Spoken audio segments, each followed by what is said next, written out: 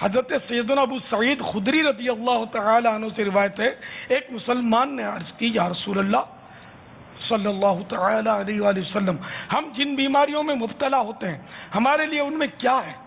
ارشاد فرمایا کفارے، یعنی ان بیماریوں میں کفارے ہیں۔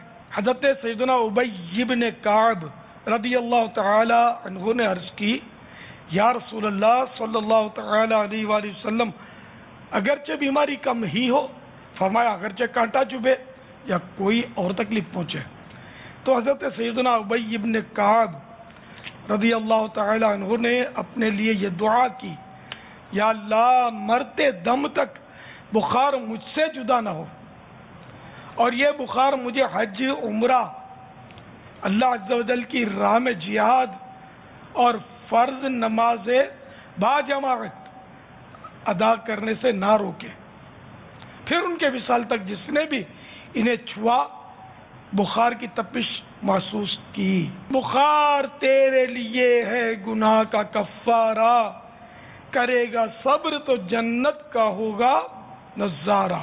گناہ کا کفارہ یعنی گناہ کی معافی کا سبب، ذریعہ۔